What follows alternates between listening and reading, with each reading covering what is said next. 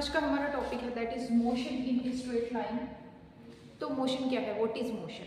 If the position of an object changes with the passage of time that object is said to be in motion. अगर कोई भी object है आपकी, उसकी जो पोजीशन है वो चेंज हो रही है समय के साथ साथ, समय जैसे ही आगे बढ़ रहा है तो उसकी पोजीशन भी चेंज हो रही है, तो हम उस ऑब्जेक्ट को क्या कहेंगे? मोशन। हमारी धरती रिवॉल्व कर रही है अराउंड द सन, अपनी रोटेशन के ऊपर घूम रही है, तो ये भी मोशन में है। हर एक चीज़, कोई ऑटोमोबाइल गाड़ी जा रही है, प्लेन जा रहा है, तो ये सारी चीज़ें जो अपनी पोजीशन को with the passage of time change करती हैं, तो इन सबको हम क्या बोलते हैं? मोशन। अब आप मोशन की बात करते हो तो मोशन जब एक स्ट्रेट लाइन में होता है तो उसको आप क्या बोलते हो? Motion in 1D। Motion in 1D, ये किसी एक एक्सिस के अलोंग होता है तो आप इसको बोलते हो मोशन इन 1D।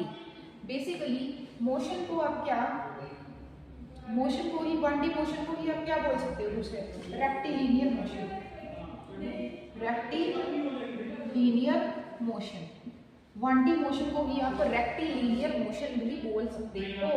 तो अभी मोशन में हम इसको डिवाइड कर सकते हैं, काइनेमैटिक्स और दूसरा डायनामिक्स। स्ट्रेट लाइन में जो आपने पढ़ना है दैट इज काइनेमैटिक्स। काइनेमैटिक्स में मतलब क्या आ जाएगा? बेसिकली आपका 1D मोशन आएगा जो एक स्ट्रेट लाइन के अलोंग होएगा, ठीक है।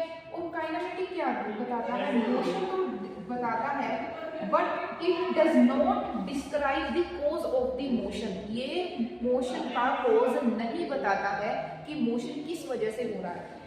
It does not describes the cause of the motion. Dynamic जब आप लेटर चैप्टर्स में पढ़ोगे तो उसमें आप क्या पढ़ोगे? It describes the motion as well as the cause, वो कॉज जो मोशन को प्रोड्यूस कर रहा है। It describes the cause of the motion, ठीक है। तो अभी आप इसमें जो काइनेमैटिक्स है इसमें आप बेसिकली क्या पढ़ोगे? तो क्या पढ़ोगे? डिस्टेंस,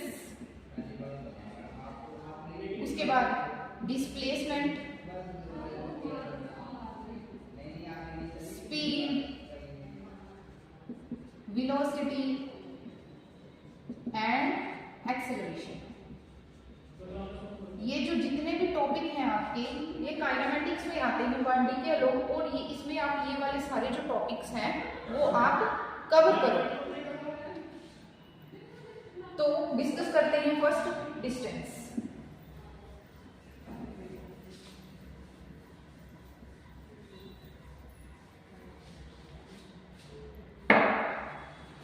डिस्टेंस के साथ ही डिस्प्लेसमेंट। डिस्टेंस क्या है? एक स्केलर क्वांटिटी है। स्केलर क्वांटिटीज कौन सी होती हैं? स्केलर क्वांटिटीज होती हैं जिनका सिर्फ मैग्नीट्यूड होता है लेकिन उनकी कोई डायरेक्शन नहीं होती।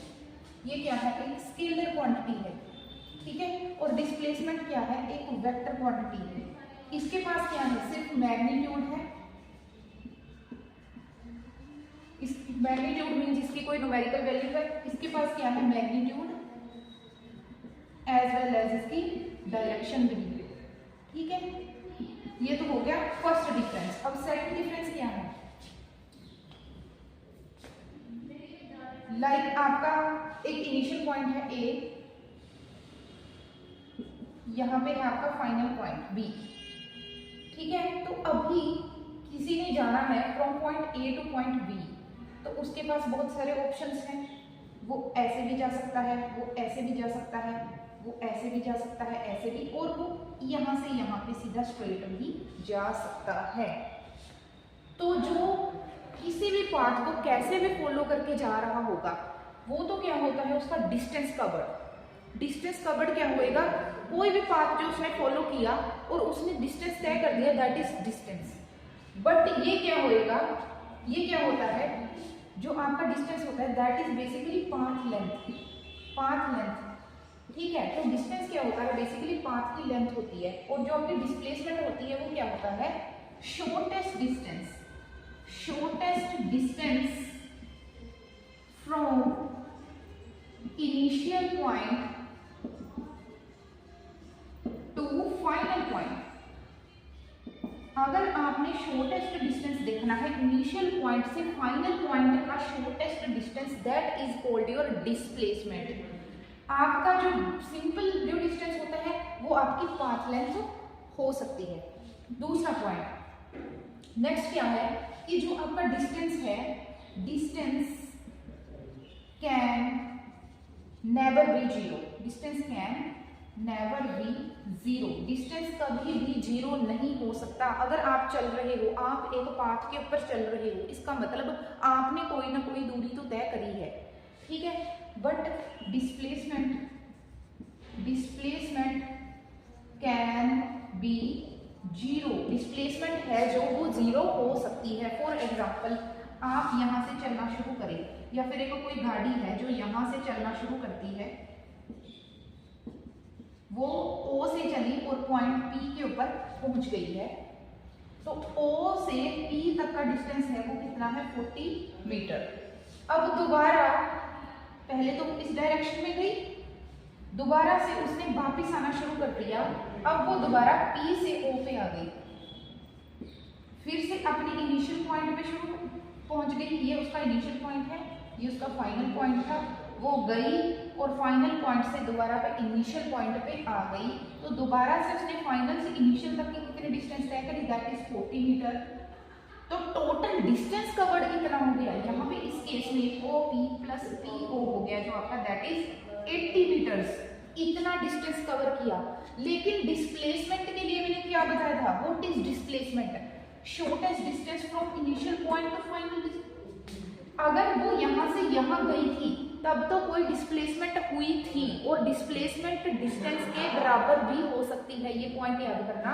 जो आपकी डिस्प्लेसमेंट है वो डिस्टेंस के बराबर हो सकती है। यहाँ पे मैं लिख रही हूँ, यहाँ पे विजिबल है, तो आपकी जो डिस्प्लेसमेंट है वो डिस्टेंस के बराबर हो सकती है।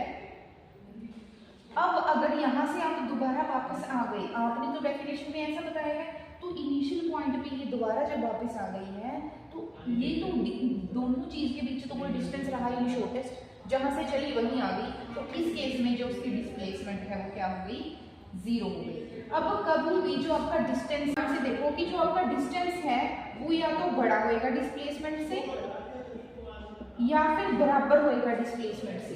डिस्टेंस हमेशा, जो आपका डिस्टेंस है हमेशा या तो बड़ा होएगा या इक्वल टू होएगा डिस्प्लेसमेंट के, कभी भी उससे छोटा नहीं हो सकता, क्योंकि डिस्टेंस तो कोई भी पाथ कवर्ड है। यहाँ पे उसने 80 मीटर का डिस्टेंस तय किया, जब वो O से P पे गया था तब डिस्टेंस भी 40 थी, डिस्प्लेसमेंट भी 40 मीटर थी, लेकिन जैसे ही वो वापस आया उसका डिस्टेंस कवर्ड 80 मीटर हो गया और उसकी डिस्प्लेसमेंट कितनी हो गई, जीरो। तो डिस्टेंस हमेशा ग्रेटर होएगा डिस्प्लेसमेंट से या उसके इक्वल होएगा, लेकिन डिस्टेंस हमेशा कभी भी छोटा नहीं हो सकता है डिस्प्लेसमेंट से। ए, यहां से किसी ने चलना शुरू करा, O पे आया, उसके बाद B पे चला गया, तो इसमें डिस्टेंस कवर कितना है, डिस्टेंस कितना कवर हुआ, AO प्लस OB। और डिस्प्लेसमेंट कितनी हो गई, यहां से आया और डिस्प्लेसमेंट कितनी होगी, शॉर्टेस्ट डिस्टेंस होगी डिस्प्लेसमेंट, तो वो कितनी हो जाएगी, AB। तो आप इसको कैसे निकाल सकते हो, अगर 90 डिग्री का केस है तो आपको पता है यहाँ पे पाइथागोरस लगा सकते हो। अगर इसकी वैल्यू कुछ है, मान लो इसकी वैल्यू स्मॉल r है, इसकी वैल्यू भी स्मॉल r है, तो कैसे निकालोगे इसको, AB square is equal to AO square plus OB square. यहाँ पे क्या हो जाएगा, AB की वैल्यू कितनी आ जाएगी, AO प्लस OB, यहाँ पे R प्लस R, ऐसा ही R square plus R square, ठीक है। तो AB की वैल्यू कितनी आ जाएगी, 2R स्क्वायर रूट, तो कितनी आ जाएगी, √2 स्मॉल r। तो जो आपकी डिस्प्लेसमेंट होएगी, मतलब डिस्प्लेसमेंट है AB, वो कितनी आ गई, √2 × r। और आपका डिस्टेंस कवर कितना था टोटल r प्लस आर, और डिस्टेंस कवर कितना था r plus r is equal to 2r। समझ आ गया दोनों के बीच का डिफरेंस। इसके साथ ही एक दूसरी एग्जांपल ले लेते हैं।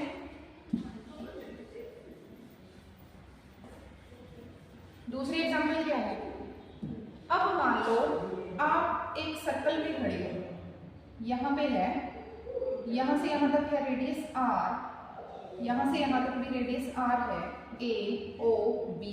किसी ने चलना शुरू किया यहाँ से o तक, यहाँ से मतलब उसने कितना डिस्टेंस बेसिकली तय किया। अगर यहाँ पे सर्कल को 4 हिस्सों में डिवाइड कर दो तो बेसिकली ये सर्कल का चौथा हिस्सा है, तो टोटल सर्कल का फोर्थ जो उसने है, मतलब कि 1/4 ऑफ द सर्कल उसने डिस्टेंस कवर किया है। मतलब तो यहाँ पे 90 डिग्री का एंगल एक आप देख सकते हो, ठीक है।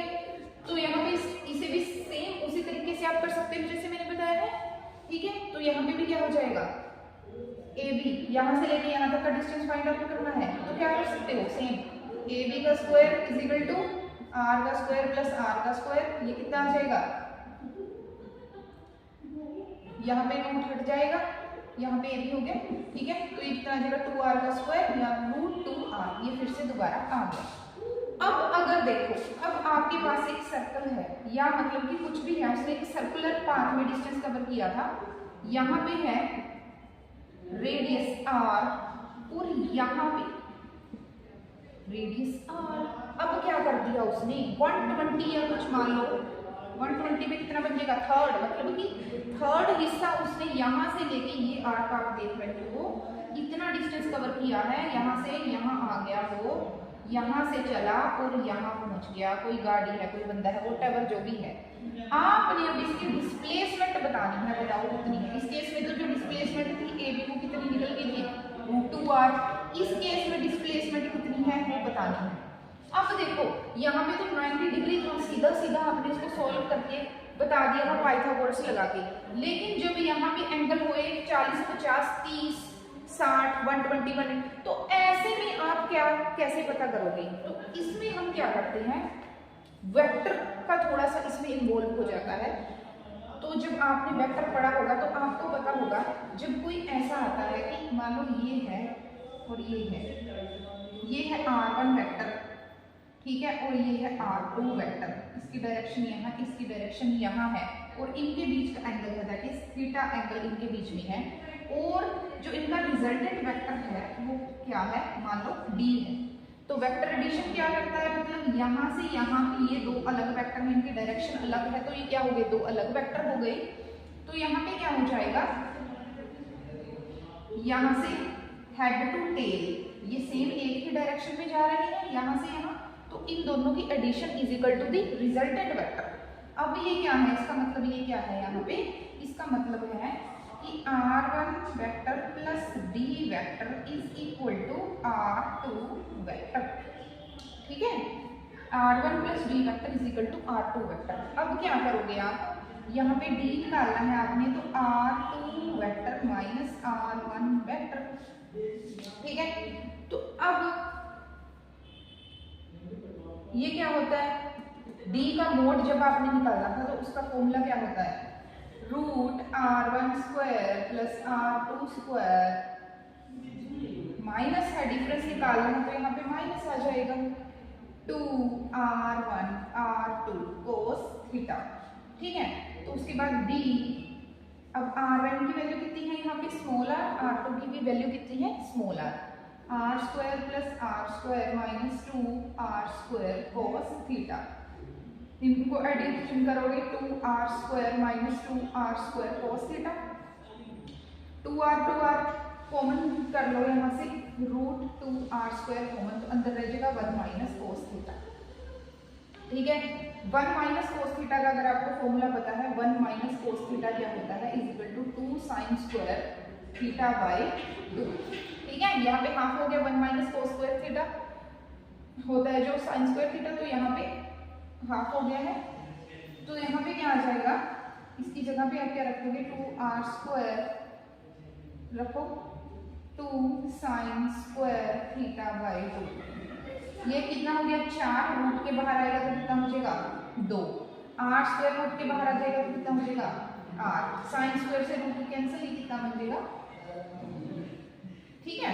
तो हमारे पास कितनी वैल्यू आ गई, ये जो मतलब डिस्प्लेसमेंट है डी, इसकी वैल्यू कितनी आ गई है 2r sin θ/2, कितनी आ गई डिस्प्लेसमेंट की वैल्यू 2r। अब इसमें पुट करके मैं यहाँ से लेके यहाँ तक कितनी डिस्प्लेसमेंट हुई है ये पता कर सकती हूँ, कितनी है 2 × r × sin θ/2, ठीक है। अब क्या है, इसमें भर सकते हो आप, भर दो, r की कुछ भी वैल्यू रख सकते हो, 5 4 व्हाटएवर जो आपने रखनी है, ठीक है। तो कितनी आ जाएगी 2 × r की वैल्यू रख दो, मान लो कितनी रखोगे 3 रख दो, sin 120/2 6 × sin 60, sin 60 कितना होता है √3/2, √3/2, तो उसकी कितनी वैल्यू आ जाएगी 3√3 मीटर्स, मतलब उसकी डिस्प्लेसमेंट कितनी हुई √3 मीटर्स। आई होप आपको ये एग्जांपल्स और आज का लेक्चर समझ आ गया होगा।